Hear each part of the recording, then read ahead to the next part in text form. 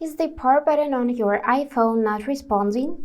It could be due to mechanical wear and tear, dust, dirt or moisture, and physical damage. Let's fix it. And at the end, I will share some simple tips to help you avoid power button problems. For that, prepare your charger.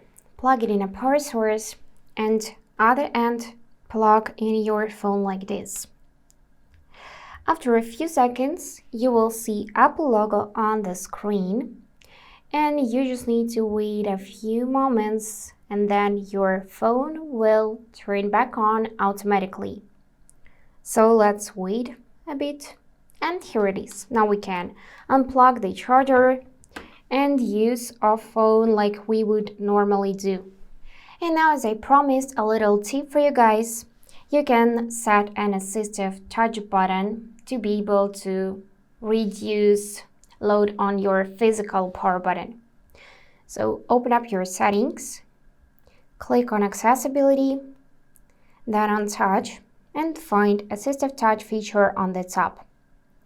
Now you just need to toggle on the switch and you will see this floating button which you can drag anywhere across the screen. By tapping it, you will see many features such as go to the home screen, open control center. You can also click on the device and here you'll see this cool feature lock screen. So to lock your device, you don't need to use the power button anymore. You can just click on the assistive touch, tap on device, and then tap on lock screen. Also, clean the device regularly. Dust and dirt around the button may interfere with its operation. So just gently clean the case with a soft cloth.